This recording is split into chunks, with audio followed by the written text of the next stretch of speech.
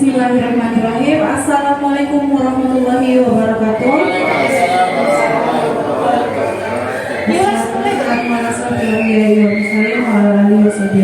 Baik Bapak Ibu semuanya, pada siang hari ini tanggal 25 Oktober 2023 kita di sini berkumpul untuk mendengarkan seminar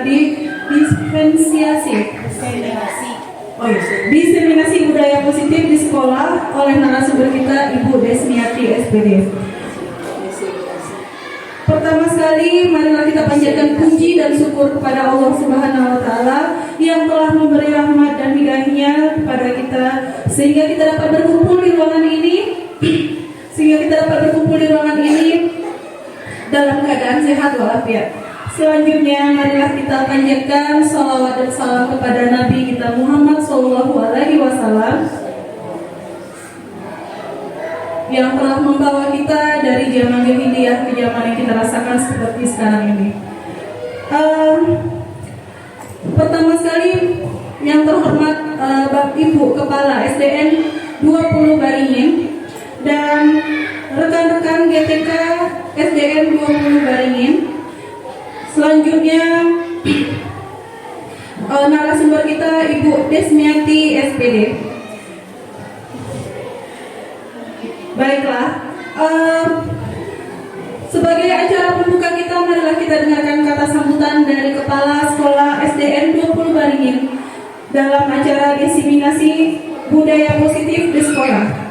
Kepada Ibu Kepala Sekolah dipersilakan.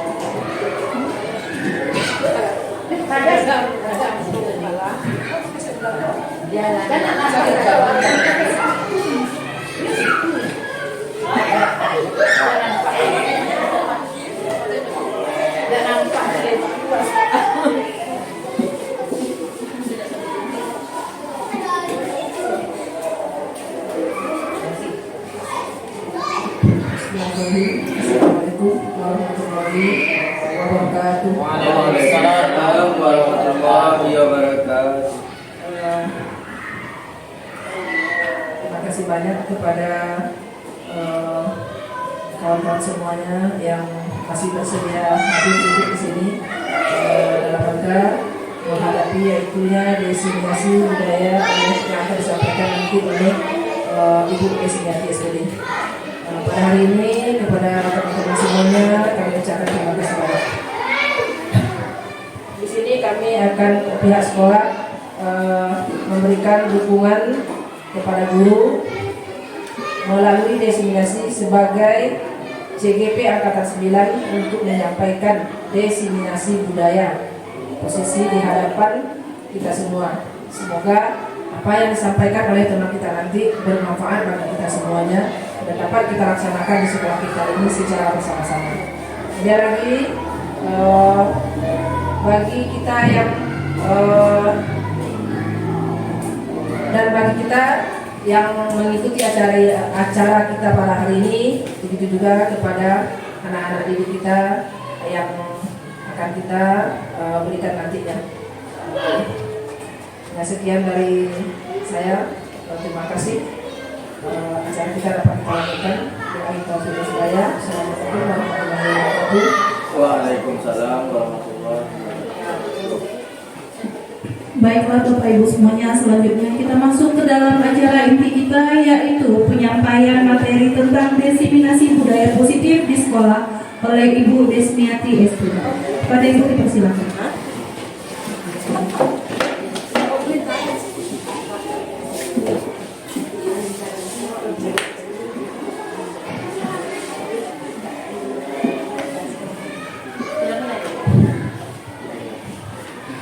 Assalamualaikum warahmatullahi wabarakatuh. Waalaikumsalam warahmatullahi wabarakatuh.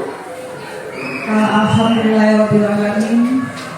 Segala puji bagi Allah Subhanahu wa Ta'ala yang mana pada siang hari ini kita bisa berkumpul di ruangan yang sangat kita banggakan ini.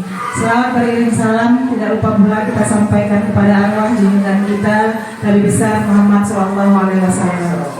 yang sama-sama kita hormati Ibu Kepala Sekolah SDN 20 Balingin, yang sama-sama kita hormati Bapak Ibu GTK SDN 20 Balingin, dan pada hari ini, kesempatan hari ini, izinkan saya sebagai calon guru penggerak angkatan 9 untuk menyampaikan tentang diseminasi budaya positif di sekolah kita. Bapak Ibu, sebelum kita masuk pada penyampaian diseminasi budaya positif, ada sedikit pertanyaan pemantik yang harus saya sampaikan kepada Bapak Ibu, yang mana di sini pertanyaan pemantiknya itu setuju atau tidak setuju Bapak Ibu. Yang pertama, hukuman dapat mendisiplinkan anak. Setuju atau tidak setuju, Bu? Setuju. Setuju. Sebelum kita masuk pada pertanyaan kedua, Ibu Kepala, apa yang alasan Ibu menyatakan bahwa hukuman dapat mendisiplinkan anak? Coba Ibu silakan sebentar, Ibu. Dalam jangka panjang setuju? Setuju. Nah, di sini ibu-ibu menyatakan banyak setuju dengan pertanyaan pemantik tadi. Sebelum kita masuk pada materi kita hari ini, bahwa sebenarnya Bapak Ibu, bahwa hukuman itu bukanlah suatu hal yang dapat mendisiplinkan anak, dan bukan pula memberikan efek jera kepada anak. Kenapa saya bilang seperti itu Bapak Ibu? Karena di sini kita tahu bahwa sebenarnya anak punya motivasi. Motivasi ada dua yang dalam diri anak. Yang pertama motivasi eksternal, dan yang kedua motivasi internal. Motivasi eksternal itu dia melakukan sesuatu itu Bapak Ibu karena dia ada dapat hadiah, kemudian karena takut kepada kita, kemudian karena mendapatkan hukuman. Nah, itu sifatnya eksternal, berasal dari luar. Seharusnya Bapak Ibu, hukuman itu tidak perlu diberikan kepada anak, karena itu bersifat ada imbalan, baik itu disengaja, baik itu yang buruk maupun yang baiknya. Seharusnya sesuatu yang kita berikan kepada anak itu adalah yang bersifat motivasi internal, kesadaran dari dalam dirinya untuk melakukan budaya positif tanpa adanya takut karena hukuman, bukan karena ada hadiah, bukan karena ada iming-iming, atau bukan karena ada sesuatu. Jadi punya kesadaran. Jadi kita minta sekarang ini kepada anak kita bahwa membiasakan budaya positif itu bukan karena adanya motivasi eksternal Bapak Ibu, tetapi motivasi internal yang ada dalam dirinya. Maksudnya di sini punya kesadaran sendiri dia untuk melakukannya tanpa ada hukuman, tanpa ada hadiah atau penghargaan yang diberikan. Nah, itu yang kita maksud sekarang ya Bapak Ibu, kita luruskan. Jadi sebenarnya hukuman itu bukan dapat mendisiplinkan anak, tapi mungkin dalam jangka pendek iya, tapi nanti ada efeknya kepada anak tersebut. Kalau dia tidak kerjakan ini, nanti kena pukul, atau mungkin kena ejek, atau kena dapat hukuman gitu. Jadi itu tidak bagus diberikan kepada anak. Jadi yang bagusnya adalah motivasi internal. Itu salah satunya kita adalah contoh yang baik atau teladan untuk bagi anak-anak kita. Lanjut next. Kita lihat sekarang itu, coba buka mata kita. Begini Bapak Ibu, ada kegiatan kita, Bapak Ibu punya sesuatu di tangan Bapak Ibu yang berharga gitu ya. Mungkin ada kertas atau gimana, atau emas atau apa. Ada satu lagi ingin mengambil kepalan dari tangan Ibu, itu ingin mengambil benda yang ada dalam kepalan tangan Ibu. Ibu akan berusaha untuk mempertahankan kepalan tersebut sehingga orang lain ingin membukanya. Bagaimana dia cara membukanya? Bisa dengan membujuk, bisa dengan mengancam, bisa menghardik, bisa merayu, bisa menyuap, apa sajalah. Pokoknya dia harus mendapatkan kepalan tersebut. Nah, coba Bapak Ibu lakukan dengan, anggap saja ada sesuatu di tangan Ibu berdua, kemudian yang satu untuk membukanya. Coba lakukan Bapak Ibu, yang satu menggenggam, yang satu membuka. Mohon Ibu Bapak. Hukuman tanpa ada hadiah atau penghargaan yang diberikan. Nah, itu yang kita maksud sekarang ya Bapak Ibu, kita luruskan. Jadi sebenarnya hukuman itu bukan dapat mendisiplinkan anak, tapi mungkin dalam jangka pendek iya, tapi nanti ada efeknya kepada anak tersebut. Kalau dia tidak kerjakan ini, nanti kena pukul, atau atau mungkin karena ejek atau karena dapat hukuman gitu. Jadi itu tidak bagus diberikan kepada anak. Jadi yang bagusnya adalah motivasi internal. Itu salah satunya kita adalah contoh yang baik atau teladan untuk bagi anak-anak kita. Lanjut next. Kita lihat sekarang itu, coba buka mata kita. Begini Bapak Ibu, ada kegiatan kita, Bapak Ibu punya sesuatu di tangan Bapak Ibu yang berharga gitu ya. Mungkin ada kertas atau gimana, atau emas atau apa. Ada satu lagi ingin mengambil kepalan dari tangan Ibu itu, ingin mengambil benda yang ada dalam kepalan tangan Ibu. Ibu akan berusaha untuk mempertahankan kepalan tersebut sehingga orang lain ingin membukanya. Bagaimana dia cara membukanya? Bisa dengan membujuk, bisa dengan mengancam, bisa menghardik, bisa merayu, bisa menyuap, apa sajalah. Pokoknya dia harus mendapatkan kepalan tersebut. Nah, coba Bapak Ibu lakukan dengan, anggap saja ada sesuatu di tangan Ibu berdua, kemudian yang satu untuk membukanya. Coba lakukan Bapak Ibu, yang satu menggenggam, yang satu membuka. Mohon Ibu Bapak melakukannya ya. Maksudnya gini, ibu yang satu memegang, yang ini membuka tangannya dengan sebagai cara baik merayu, mungkin menghormati, atau mungkin menyuap. Maksudnya membuka tangan, misalnya bapak kan panti memegang, coba buka sekuat tenaganya. Ya, apapun caranya. Iya. Bu Ayu, silakan kalau di apa Bu Ayu? Dilakukan ya mungkin itu tadi ya, kita sekuat tenaga, sementara yang satu mempertahankan dan kita untuk berusaha untuk membukanya. Nah begitu juga lah dengan anak kita Bapak Ibu, bahwasanya perlakuan yang dia miliki ingin mencari jati dirinya, dia akan mempertahankan apa yang dia punya. Nah disitulah kita sebagai guru ingin bagaimana caranya bisa merubah anak tersebut menjadi lebih baik dengan segala cara yang kita punya. Seperti petani seperti ini Bu. Kita ini bagaikan petani atau tukang kebun. Kita itu hanya punya tanaman, tanaman itu kita ibaratkan sebagai anak kita. Kita hanya memupuk, menyiram, kemudian memberikan semprotan hama agar tumbuh berkembang menjadi baik. Nah begitulah kita sebagai guru. Kita hanya memberikan menuntun anak agar bisa potensi yang dia miliki itu bisa berkembang sesuai dengan padi atau tanaman tadi. Jadi kita hanya memupuk, menyirami, bagaimana dia bisa berkembang dengan sempurna. Itulah tugas kita. Bukan memaksa apa yang diinginkan anak. Bagaimana potensi yang dia miliki anak, kita coba untuk menggali dan merubah ke arah yang lebih baik. Itulah tugas kita sebagai guru Bapak Ibu. Next, berikutnya itu Ki Hajar Dewantara mengumpamakan sekolah sebagai tadi, sebagai ladang ataupun sebuah tanaman sebagai petani. Jadi ibaratnya kita ini petani atau tukang kebun. Jadi ibarat tadi guru seperti itulah cara mendidik dan cara menuntun anak sesuai dengan filosofi Ki Hajar Dewantara. Lanjut bulan berikut kita lanjut dengan budaya positif yang ada di sekolah. Topik budaya positif yang kita bahas sebelumnya kita buat pertanyaan, apa itu budaya positif? Bapak Ibu tahu apa budaya positif? Mungkin ada yang tahu?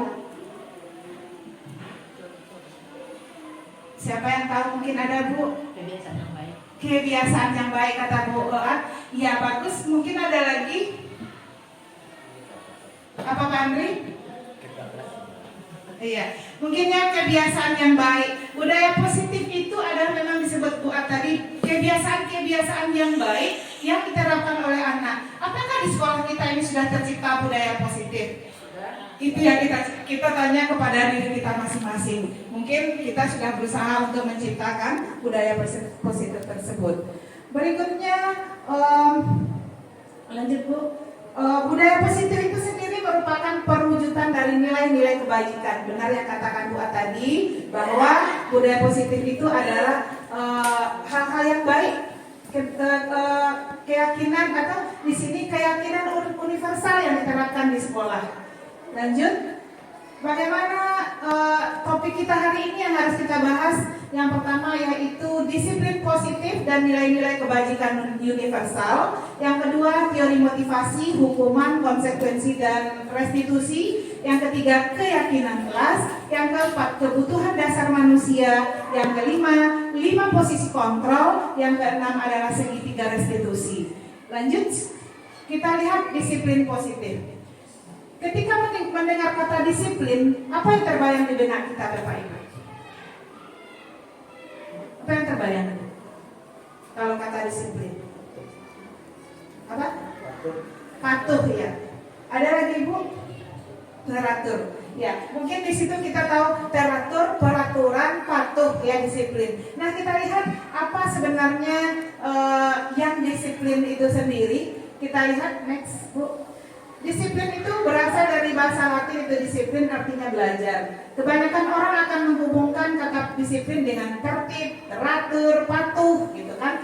Nah, di sini memang benar disiplin itu seperti itu. Disiplin positif itu akan memiliki tadi yang saya sampaikan bahwa motivasi internal dari dalam diri anak, bukan karena hukuman, bukan karena penghargaan atau hadiah. Nah, itu yang diminta kepada kita sebagai guru, membudayakan disiplin positif di sekolah kita.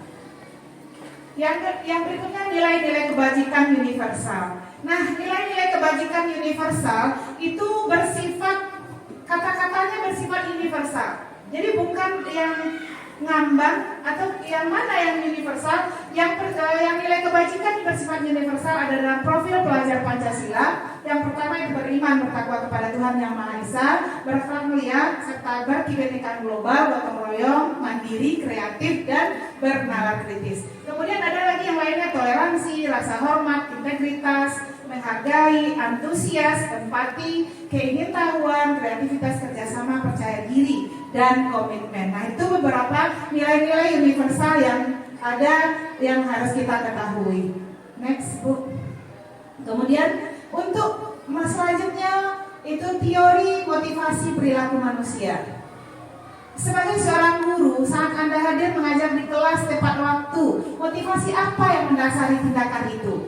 Bapak Ibu tahu, mungkin Ibu melakukannya tepat waktu apakah karena takut dengan kepala sekolah, atau mungkin karena gaji nanti kurang, atau gimana Bapak Ibu? Saat hadir mengajar tepat waktu, motivasi apa yang mendasari tindakan tersebut? Mungkin Ibu Armeda? Oh iya, terima kasih Bu. Jadi kata Bu Armeda tadi motivasi dalam diri kita sendiri. Apa motivasinya Ibu? Mungkin ada keinginan bisa kita mematuhi peraturan yang ada di sekolah dan mendisiplinkan anak kelas. Iya, jadi kata Bunda, jadi motivasi dalam diri atau motivasi internal. Nah, itu yang kita minta tadi Bu, kesadaran dari diri kita bahwa kita punya tanggung jawab, bahwa kita punya Allah yang melihat kita bahwa pekerjaan itu harus kita pertanggungjawabkan, harus punya kalau kita bilang sekarang itu berkah ya, keberkahan yang kita dapat. Jadi bukan karena takut dengan kepala sekolah, bukan takut karena uang gaji kita dipotong, tapi karena ada dari dasar diri kita bahwa kita ingin bertanggung jawab atas tugas yang diberikan kepada kita. Ada keberkahan hidup dalam diri kita. Mungkin seperti itu ya Bu Ida. Lanjut next. Jadi di sini apakah datang tepat waktu karena tidak ingin ditegur? Apakah kita ingin mendapat kepujian? Tentu tidak. Jadi itu semua kita lakukan itu ingin semata-mata karena tanggung jawab serta keikhlasan kita sebagai pendidik serta ingin mendapat keberkahan hidup. Lanjut. Berikutnya teori motivasi perilaku manusia menurut Diem Goshen. Yang pertama itu tadi yang saya sampaikan, motivasi eksternal, yaitu untuk menghindari ketidaknyamanan atau hukuman. Yang kedua itu motivasi internal yang berikutnya, mendapatkan imbalan dari orang lain. Nah, yang sebagusnya teori motivasi yang kita terapkan itu motivasi internal, tujuan untuk mendisiplinkan diri kita. Jadi untuk menghargai diri sendiri, bukan karena takut dengan orang lain, bukan karena takut tidak dipuji. Seperti itu Ibu. Lanjut. Kemudian berikutnya hukuman, konsekuensi dan restitusi.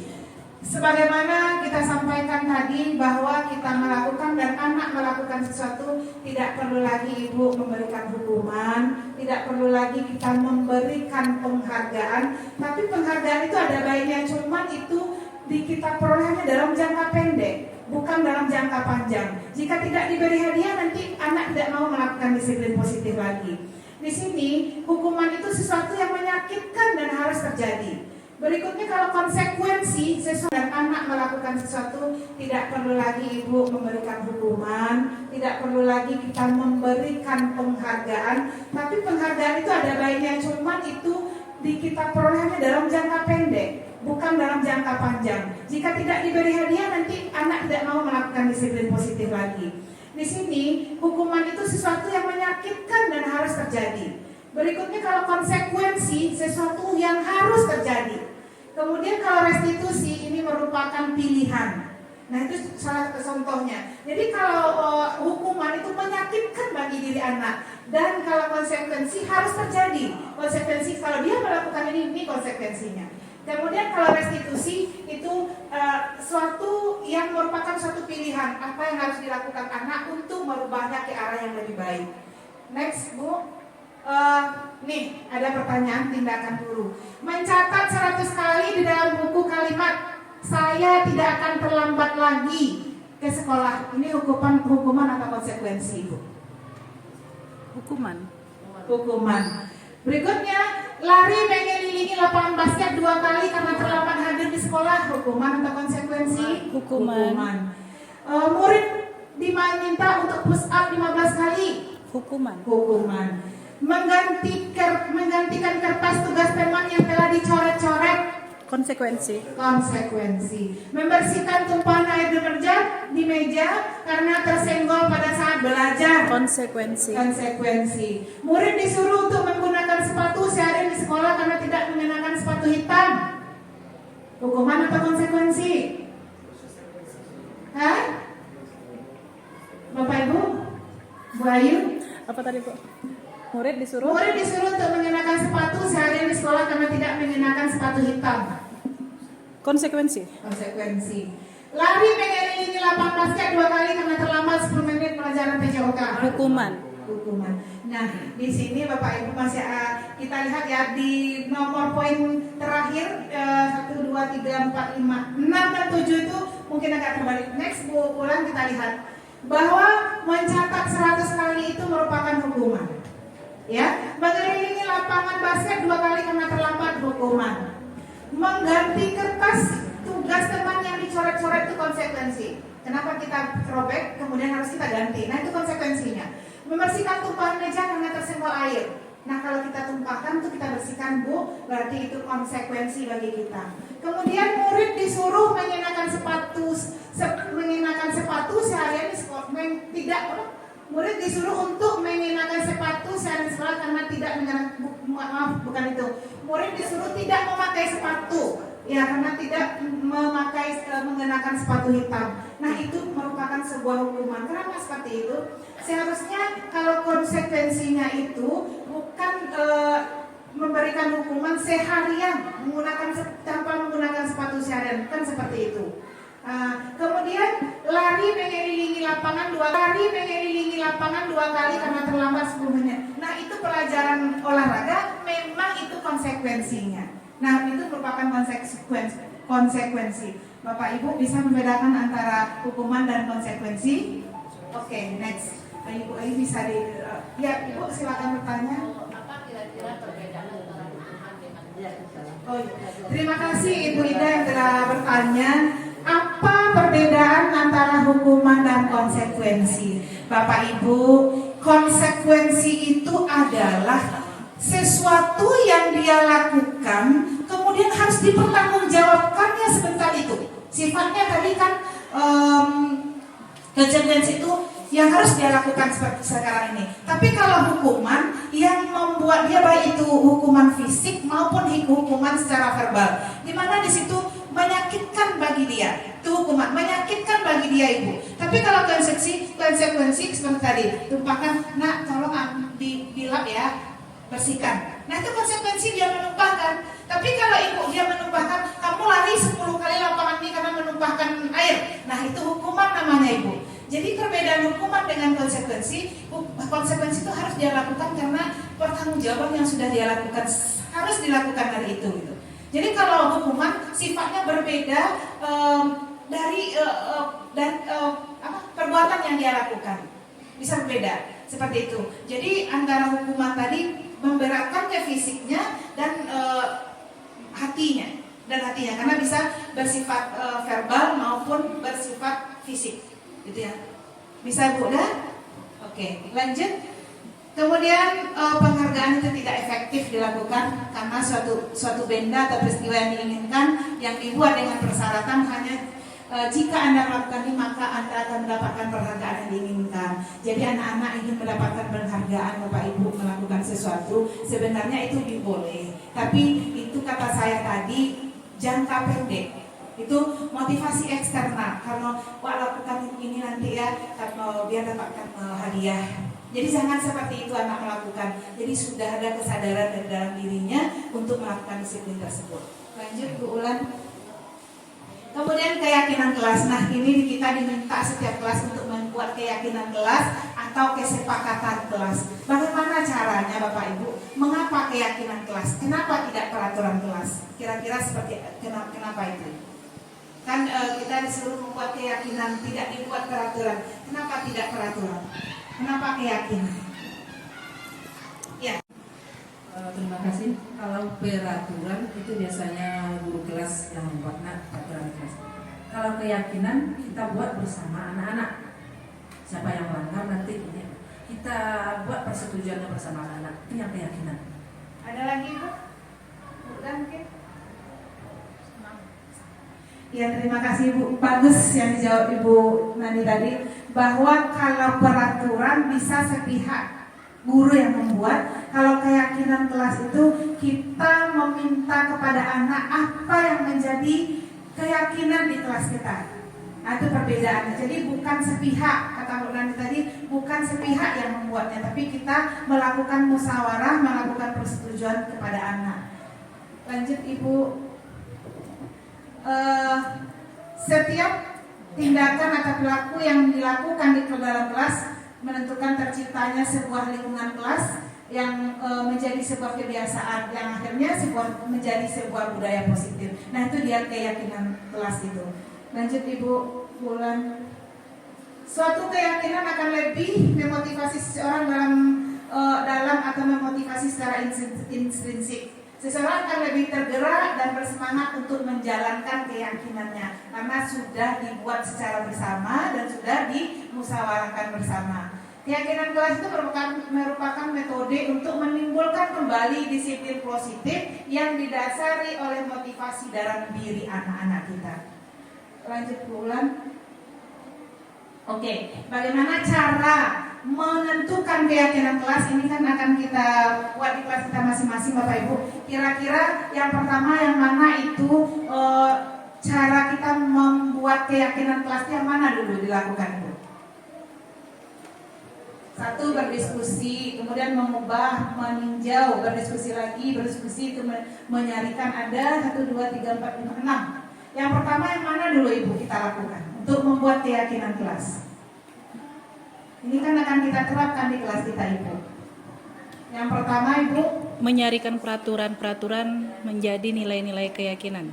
menyarikan peraturan-peraturan menjadi nilai-nilai keyakinan kelas. Itu Ibu. Lalu dilakukan diskusi mengenai gambaran pelaku yang mencerminkan keyakinan tersebut. Kemudian meninjau ulang. Setelah ditinjau ulang, diubah apa yang perlu diubah. Kemudian didiskusikan lagi, berdiskusi dengan memunculkan peraturan-peraturan yang perlu ditaati oleh warga kelas. Dan kemudian yang terakhir, berdiskusi mengenai peran seluruh warga sekolah dalam menaati peraturan-peraturan yang sudah menjadi keyakinan tersebut. Baik. Jadi kata Bu Ayu yang pertama menyarikan peraturan-peraturan menjadi nilai-nilai keyakinan kelas. Sebenarnya Bapak Ibu yang pertama adalah kita berdiskusi memunculkan peraturan-peraturan yang perlu ditaati warga kelas. Dimunculkan peraturan. Anak-anak peraturan seperti apa yang kita inginkan? Misalnya, Bu, tidak boleh datang terlambat misalnya. Bu, membuang sampah pada tempatnya. Nah, itu merupakan peraturan. Bu, tidak boleh, kan itu peraturan. Kata tidak boleh seperti itu ya. Kemudian setelah kita munculkan peraturan-peraturan, kita merubah peraturan-peraturan itu menjadi kalimat yang lebih positif. Jadi Bapak Ibu tidak ada lagi tidak boleh seperti itu. Jadi kan buanglah sampah pada tempatnya. Kalau tadi misalnya tidak boleh membuang sampah sembarangan misalnya kan. Jadi kalimat positifnya seperti apa? Buanglah sampah pada tempat. Iya, atau membuang sampah. Diskusi, kemudian mengubah, meninjau, berdiskusi lagi, menyarikan ada 1, 2, 3, 4, 5, 6. Yang pertama yang mana dulu Ibu kita lakukan untuk membuat keyakinan kelas? Ini kan akan kita terapkan di kelas kita Ibu. Yang pertama Ibu, Menyarikan peraturan-peraturan menjadi nilai-nilai keyakinan. menyarikan peraturan-peraturan menjadi nilai-nilai keyakinan kelas. Itu Ibu. Lalu dilakukan diskusi mengenai gambaran pelaku yang mencerminkan keyakinan tersebut. Kemudian meninjau ulang. Setelah ditinjau ulang, diubah apa yang perlu diubah. Kemudian didiskusikan lagi, berdiskusi dengan memunculkan peraturan-peraturan yang perlu ditaati oleh warga kelas. Dan kemudian yang terakhir, berdiskusi mengenai peran seluruh warga sekolah dalam menaati peraturan-peraturan yang sudah menjadi keyakinan tersebut. Baik. Jadi kata Bu Ayu yang pertama menyarikan peraturan-peraturan menjadi nilai-nilai keyakinan kelas. Sebenarnya Bapak Ibu yang pertama adalah kita berdiskusi memunculkan peraturan-peraturan yang perlu ditaati warga kelas. Dimunculkan peraturan. Anak-anak peraturan seperti apa yang kita inginkan? Misalnya, Bu, tidak boleh datang terlambat misalnya. Bu, membuang sampah pada tempatnya. Nah, itu merupakan peraturan. Bu, tidak boleh, kan itu peraturan. Kata tidak boleh seperti itu ya. Kemudian setelah kita munculkan peraturan-peraturan, kita merubah peraturan-peraturan itu menjadi kalimat yang lebih positif. Jadi Bapak Ibu tidak ada lagi tidak boleh seperti itu. Jadi kan buanglah sampah pada tempatnya. Kalau tadi misalnya tidak boleh membuang sampah sembarangan misalnya kan. Jadi kalimat positifnya seperti apa? Buanglah sampah pada tempat. Iya, atau membuang sampah pada tempatnya. Nah, itu contoh kalimat positifnya Ibu. Jadi ada kalimat-kalimat peraturan yang sifatnya bernegatif kita ubah menjadi kalimat-kalimat positif. Setelah itu setelah mengubah menjadi kalimat lebih positif, kita berdiskusi memunculkan peraturan-peraturan yang perlu berdiskusi mengenai gambaran perilaku yang mencerminkan keyakinan kelas saya. Yang mana yang mencerminkan keyakinan kelas kita? Ya, kemudian misalnya seperti tadi membuang sampah pada tempatnya, itu sudah keyakinan kita ya Ibu, katanya seperti itu. Kemudian setelah itu menyarikan peraturan-peraturan itu menjadi nilai-nilai keyakinan kelas. Nah, mana yang menjadi nilai keyakinan kelas? Setelah kita mencari nilai keyakinan kelas, kemudian meninjau ulang keyakinan kelas. Kemudian setelah menyarikan kita meninjau ulang keyakinan kelas. Yang mana keyakinan kelas tadi Ibu? Setelah kita dapatkan nilai-nilai positifnya, membuang sampah, kemana perginya keyakinan kelas? Tadi kan sudah dijabarkan tadi Ibu, membuang sampah pada tempatnya. Keyakinan yang mana nilai universalnya Ibu? Bisa kepada kesehatan, dan seperti itu kesehatan. Jadi di keyakinan kelas itu kita buat kesehatan. Kemudian datang tepat waktu. Nah, itu kemana itu Ibu? Disiplin. Nah, jadi nilai-nilai universal jadi tidak dibuat di keyakinan kita datang tidak boleh datang terlambat, maksudnya datang tepat waktu, membuang sampah pada tempat. Bukan itu yang dibuat di keyakinan kelas Ibu, tapi yang kita buat adalah nilai-nilai universalnya. Nanti di situ kan disiplin, kemudian kesehatan, kemudian sholat duha, sholat duha misalnya. Nah, itu beriman bertakwa kepada Tuhan Yang Maha Esa. Nah, itu yang dibuat nilai-nilai universal yang kita buat di dalam keyakinan kelas. Jadi bukan yang runtut-runtut seperti yang kita buat sebelumnya Ibu. Ya, lanjut Ibu berikutnya. Nah, di sini Kembalikan barang ke tempatnya. Nanti contoh peraturan: dilarang mengganggu orang lain, hadir di sekolah 15 menit, dilarang melakukan kekerasan, dilarang menggunakan narkoba. Nilai kebajikan yang dituju yang mana itu Ibu? Maksudnya itu yang keyakinan kelas kita. Kembalikan barang ke tempatnya, berarti disiplin. Dilarang mengganggu orang lain. Coba diulang di next bulan lanjutannya. Nah itu dia, tanggung jawab atau disiplin. Kemudian menghormati orang lain, hadir di sekolah 15 menit, itu komitmen untuk menghormati orang lain. Dilarang melakukan kekerasan, keselamatan. Nah itu yang akan kita buat nanti di keyakinan kelas Ibu. Lanjut Ibu ulang. Nah kemudian pembentukan keyakinan kelas. Keyakinan kelas itu bersifat abstrak, berupa pernyataan universal dan dibuat dalam pernyataan positif sesuai dengan kondisi kelas kita, kemudian diterapkan oleh semua warga sekolah, bukan murid saja itu. Kita juga sebagai guru dan warga sekolah semuanya harus menerapkan keyakinan kelas yang sudah kita buat. Lanjut ulang. Nah ini contoh keyakinan kelas tadi, ada disiplin, ada menjaga kebersihan, kemudian saling menghormati dan menghargai. Sebelum kita lanjut pada kebutuhan dasar manusia, mungkin Ibu kita ice breaking dulu Ibu. Kita lihat semuanya mencoba untuk menghargai. Sebelum kita Oke, kita nyanyi tepuk tangan biar nggak ngantuk ya pulang Ibu. Oke, dengan satu jari, tepuk tangan dengan dua jari, tepuk tangan dengan tiga jari, tepuk tangan dengan empat jari, tepuk tangan tidak berbunyi.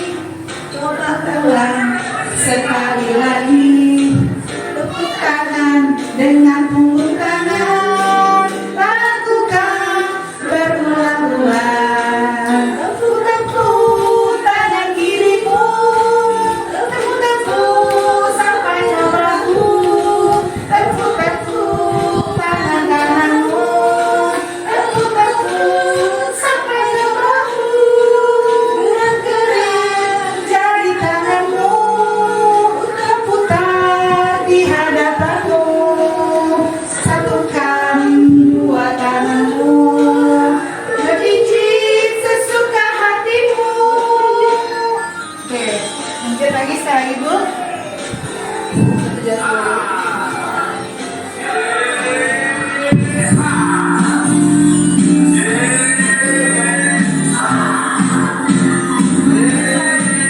Tepuk tangan dengan satu jari, tepuk tangan dengan dua jari, tepuk tangan dengan tiga jari, tepuk tangan dengan empat jari, tepuk tangan tidak berbunyi.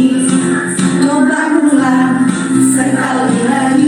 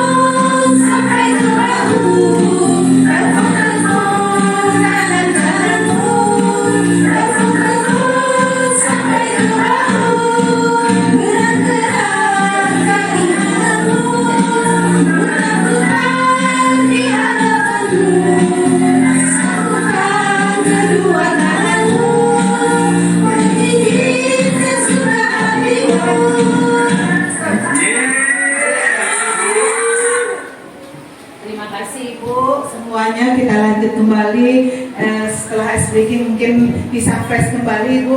Sedikit lagi kita lanjut tentang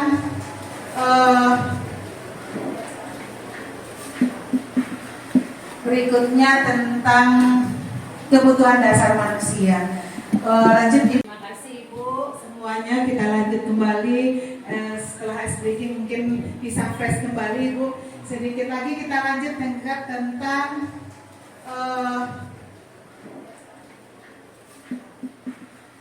berikutnya tentang kebutuhan dasar manusia. Lanjut Ibu, kebutuhan dasar manusia itu ada kita membutuhkan, setiap manusia itu mendapatkan apa yang dia inginkan. Sebenarnya saat itu kita sedang memenuhi satu dari kebutuhan dasar kita. Yang mana kebutuhan dasar kita itu, Bapak Ibu, lanjut ulang. Kebutuhan dasar ada 5. Kebutuhan dasar yang pertama yaitu untuk bertahan hidup. Kebutuhan yang bertahan hidup itu misalnya kesehatan, rumah, makanan, itu disebut kebutuhan primer. Yang kedua kebutuhan dasar manusia cinta dan kasih sayang. Yang ketiga kebutuhan kekuasaan atau power.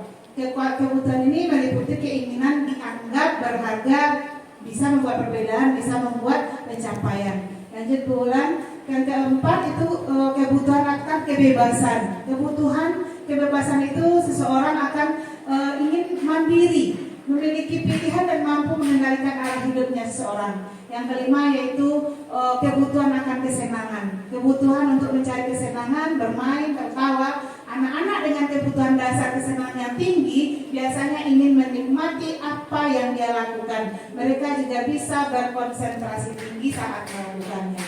Lanjut Bu Ulan. Apa yang terjadi apabila salah satu kebutuhan dasar anak tidak terpenuhi Bu? Kebutuhan yang 5 tadi salah satunya tidak terpenuhi, apa yang terjadi? Apa buat? Anak nakal, bagus. Apa lagi Bu?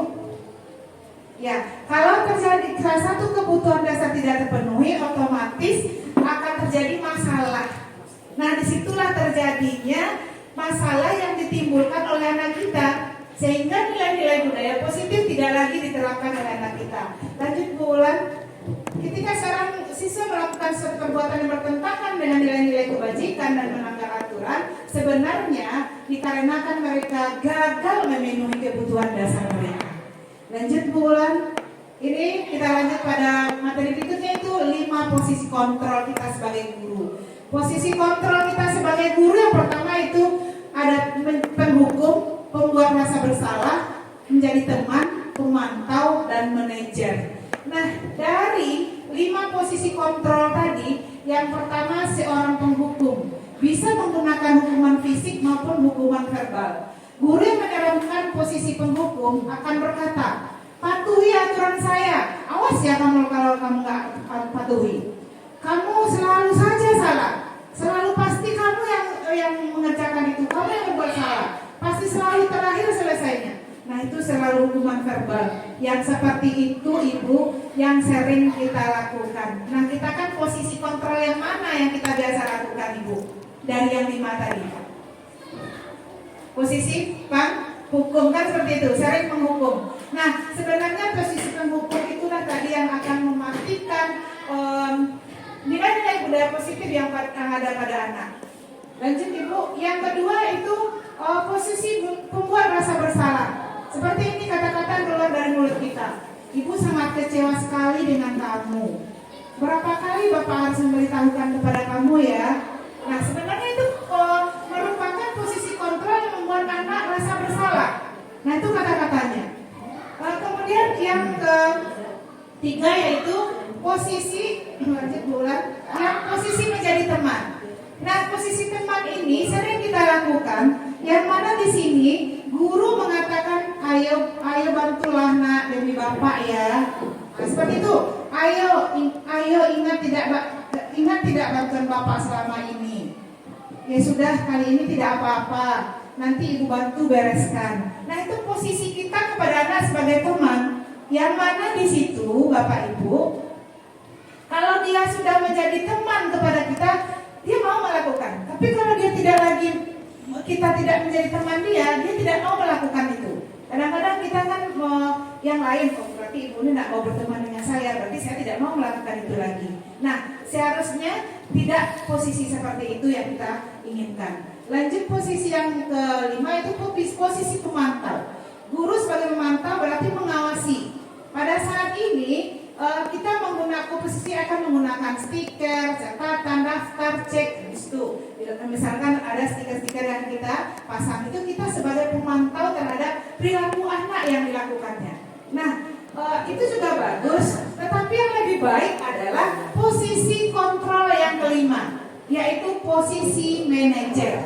Di mana di sini posisi manajer itu Bapak Ibu, posisi di mana guru berbuat sesuatu bersama dengan muridnya sehingga mengetahui mencari solusi apa yang sedang dialami atau permasalahan apa yang sedang dihadapinya. Nah, jadi kita sebagai guru Bapak Ibu, kita diminta untuk posisi yang kelima, yaitu sebagai manajer terhadap perilaku anak kita, bukan sebagai teman yang baik, bukan sebagai penghukum. Jadi kedepannya sebagai manajer. Itu yang diinginkan, yang harus kita perbuat kepada anak kita jika anak kita melakukan kesalahan atau mempunyai masalah. Berikut Ibu. Iya, kira-kira bisa ya Ibu? Itu dicoba Ibu, dicoba. Kemudian siapa yang mengakui sini? Saya kecewa sekali dengan kamu. Itu contohnya pembuat rasa bersalah. Kamu tidak pernah benar melakukannya. Nah, itu penghukum. Ayolah lakukan demi ibu ya. Nah, itu teman. Apakah kamu mau mendapatkan stiker bintang ini? Katanya itu pemantau. Bagaimana kamu bisa menyelesaikan masalah ini? Nah, itu manajer. Kamu selalu yang paling terakhir, pulang menyelesaikan terakhir. Nah, itu penghukum. Nah, itu contoh kata-kata yang kita lakukan pada posisi kontrol. Berikut Bapak Ibu, kita lanjut. Berada di posisi kontrol mana kita? Nah, itu tadi sudah saya tanyakan. Berarti kita sering pada posisi menghukum. Yaitu pribadi pun saya juga seperti itu. Jadi posisi penghukum yang sering. Iya Ibu, kita sering melakukan posisi penghukum. Jadi apa yang dikatakan anak, jadi sehingga anak takut ya kepada kita, sehingga dia awas kamu nanti kalau kamu kerjakan lagi kamu keluar aja, misalnya seperti itu. Nah, sering kita melakukan penghukum. Jadi kita diminta pada posisi kontrol yang diminta adalah kayak posisi yang kelima sebagai manajer terhadap perilaku anak kita, sehingga dia bisa menyelesaikan masalah yang dia hadapi, sehingga tidak merasa takut, tidak merasa terintimidasi, tidak mempunyai penghargaan yang didapatkan seperti itu. Lanjut ulang. Yang berikutnya materi kita ke-6 adalah segitiga restitusi. Nah, bagaimana segitiga restitusi ini, Ibu? Di sini kita jika terjadi suatu permasalahan kepada anak kita bukan lagi sebagai penghukum. Bagaimana cara melakukannya? Lakukanlah dengan segitiga restitusi. Yang mana segitiga restitusi itu? Yang pertama adalah menstabilkan identitas. Yang kedua, validasi tindakan yang salah. Yang ketiga, menanyakan keyakinan. Bagaimana melakukannya? Next, Bu ulang. Di sini, Ibu tahu restitusi itu seperti apa? Pernah mendengar? Restitusi itu sendiri adalah proses menciptakan kondisi bagi murid untuk memperbaiki kesalahan mereka. Jadi sehingga mereka bisa kembali pada kelompok mereka dengan karakter yang lebih kuat. Nah, itu dia restitusi. Segitiga restitusi adalah sebuah tahapan untuk memudahkan guru dan orang tua dalam melakukan proses untuk menyiapkan anaknya melakukan restitusi. Lanjut Bu ulang. Setelah materi. Kemudian yang pertama, tahapan segitiga restitusi adalah menstabilkan identitas. Semua kita akan melakukan hal yang terbaik untuk anak kita. Bagaimana menstabilkan identitas? Misalnya anak kita punya masalah, Ibu, Bapak, kita akan menstabilkan identitas bukan sini kamu, bukan seperti itu Ibu. Jadi kan dia masuk, misalkan dipanggil, disuruh sama anak, dia assalamualaikum, waalaikumsalam, silakan duduk nak. Ibu dengar kamu tadi terlambat ya. Nah, seperti itu menstabilkan identitas. Ibu dengar kamu terlambat tadi ya. Iya Bu. Kenapa kamu terlambat? Nah, seperti itu. Terus, nah itu contoh dari menstabilkan identitas, bukan kamu terlambat tadi ya. Itu seperti menghukum. Jadi ada apa namanya seperti ini, udah makan nak tadi, udah tahu kamu kenapa ibu panggil ke sini, bisa seperti itu. Jadi kenapa kamu terlambat kemarin? Nah seperti itu Bu. Jadi menstabilkan identitas ini dia tidak merasa takut, ya. Kemudian tahapan itu yang pertama kita lakukan. Nah itu Bapak Ibu, posisi di mana guru berbuat sesuatu bersama dengan muridnya sehingga mengetahui mencari solusi apa yang sedang dialami atau permasalahan apa yang sedang dihadapinya. Nah jadi kita sebagai guru Bapak Ibu, kita diminta untuk posisi yang kelima, yaitu sebagai manajer terhadap perilaku anak kita, bukan sebagai teman yang baik, bukan sebagai penghukum. Jadi kedepannya sebagai manajer. Itu yang diinginkan, yang harus kita perbuat kepada anak kita jika anak kita melakukan kesalahan atau mempunyai masalah. Berikut Ibu. Iya, kira-kira bisa ya Ibu. Itu dicoba Ibu, dicoba. Kemudian siapa yang mengatakan di sini? Saya kecewa sekali dengan kamu. Itu contohnya pembuat rasa bersalah. Kamu tidak pernah benar melakukannya. Nah itu penghukum. Ayolah lakukan demi ibu ya. Nah itu teman. Apakah kamu mau mendapatkan stiker bintang ini? Katanya itu pemantau. Bagaimana kamu bisa menyelesaikan masalah ini? Nah itu manajer. Kamu selalu yang paling terakhir, pulang menyelesaikan terakhir. Nah itu penghukum. Nah itu contoh kata-kata yang kita lakukan pada posisi kontrol. Berikut Bapak Ibu kita lanjut. Berada di posisi kontrol mana kita? Nah itu tadi sudah saya tanyakan. Berarti kita sering pada posisi menghukum. Yaitu pribadi pun saya juga seperti itu. Jadi posisi penghukum yang sering.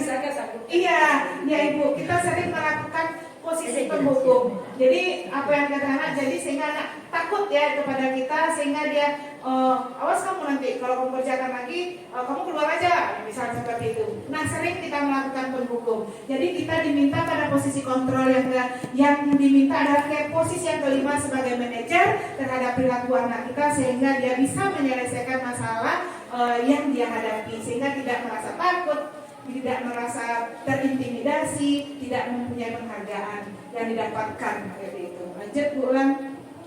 Yang berikutnya materi kita ke-6 adalah segitiga restitusi. Nah, bagaimana segitiga restitusi ini Ibu? Di sini kita jika terjadi suatu permasalahan kepada anak kita bukan lagi sebagai penghukum. Bagaimana cara melakukannya? Lakukanlah dengan segitiga restitusi. Yang mana segitiga restitusi itu? Yang pertama adalah menstabilkan identitas. Yang kedua, validasi tindakan yang salah. Yang ketiga, menanyakan keyakinan. Bagaimana melakukannya? Next Bu Ulan.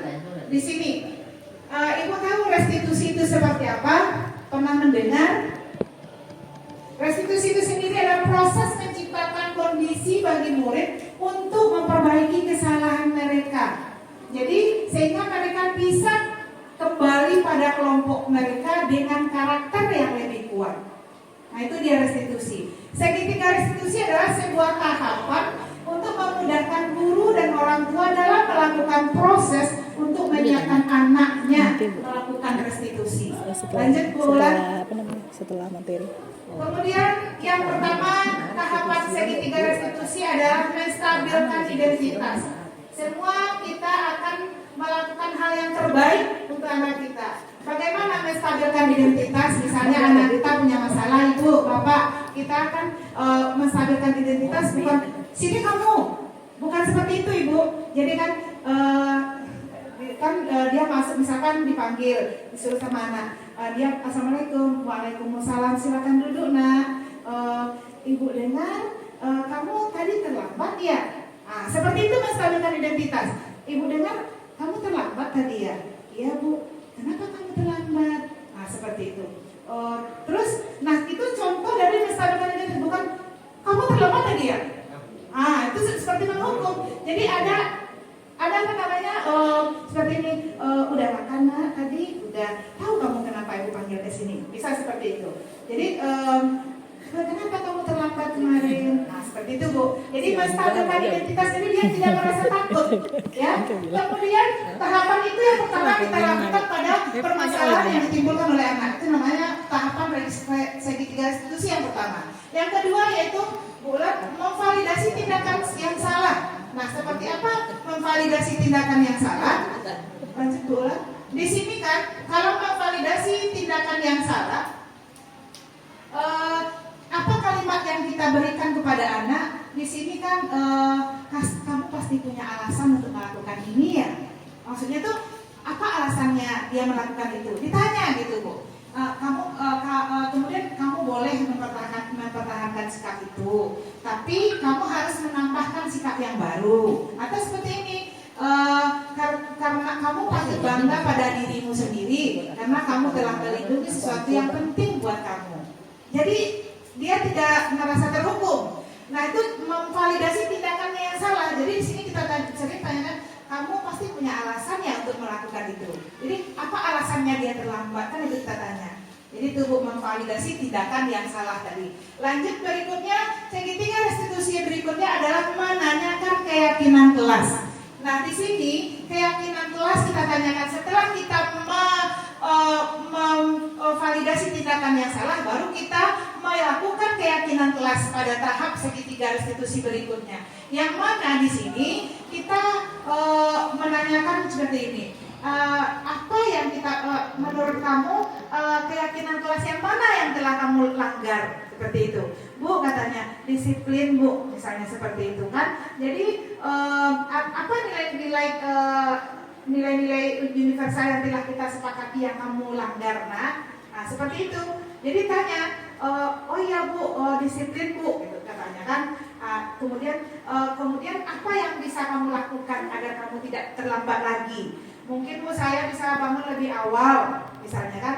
Yang lain mungkin seperti itu. Saya akan membunyikan beker di telinga di dekat saya Bu. Oh iya. Terus kalau seandainya bekernya tidak hidup atau tidak ada yang tidak bangun sendiri, apa yang bisa lagi nak? Saya akan minta kepada orang tua untuk membangunkannya Bu. Nah, kemudian oh iya. Jadi besok saya berjanji tidak akan terlambat lagi. Jadi dia setelah tahapan yang pertama kita menjadi yang pertama itu tadi sebagai posisi next pula, ya sebelum pula yang pertama menstabilkan identitas ya maaf. Yang pertama kita menstabilkan identitas dulu, kemudian setelah stabil identitasnya, baru kita memvalidasi tindakan yang salah dengan kata-kata tadi. Ibu tahu alasan, pasti ada alasannya kamu melakukan itu. Nah itu tahap untuk menyelesaikan masalah yang dihadapi oleh anak kita. Setelah itu baru kita tanya keyakinan kelas yang mana yang dia langgar. Misalnya tadi membuang sampah pada tempat, membuang sampah sembarangan. Saya Bu, kesehatan Bu misalnya, atau tanggung jawab. Nah, apa yang bisa kamu lakukan agar tidak lagi melanggar keyakinan kelas tersebut? Nah, itu tahapan segitiga restitusi untuk menyelesaikan masalah yang dihadapi anak saat melanggar keyakinan kelas tadi. Jadi dilakukanlah segitiga restitusi bukan dengan cara menghukum, bukan dengan cara sebagai menjadi teman atau mendapatkan penghargaan. Jadi di sini kita diminta untuk menyelesaikan masalah yang dihadapi anak, kita harus menyelesaikan dengan cara segitiga restitusi tadi. Yang pertama tadi menstabilkan identitas, kemudian memvalidasi tindakan yang salah. Yang ketiga menanyakan keyakinan kelas. Itu caranya Ibu. Kemudian ciri-ciri restitusi ini Ibu, kemudian menembus kesalahan, namun untuk belajar dari bukan menembus kesalahan tapi belajar dari kesalahan. Restitusi itu memperbaiki hubungan. Restitusi mencari kebutuhan dasar anak tadi yang tidak terpenuhi. Kemudian restitusi fokus pada karakter, bukan tindakan menguatkan karakternya. Restitusi fokus pada solusi. Restitusi menggalikan murid yang berbuat salah pada kelompoknya sehingga dia bisa kembali dengan kelompoknya tadi. Mungkin itu Ibu materi kita hari ini tentang diseminasi budaya positif. Ada pertanyaan Ibu? Pas. Jika tidak ada pertanyaan, Iya. Jika tidak ada pertanyaan, mungkin Ibu dari materi kita yang sudah kita bahas tadi, itu yang bisa saya sampaikan hari ini. Mohon maaf atas segala kekurangan dan penyampaian yang saya tidak pada tempatnya. Saya sudah dengan billahi wa taufiq wal hidayah. Assalamualaikum warahmatullahi wabarakatuh. Waalaikumsalam.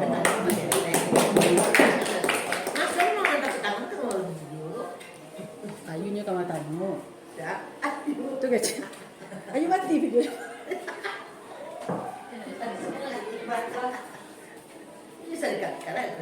Iya, ini direkam. Baiklah Bapak Ibu semuanya, demikianlah. Udah jadi suruh Yuri.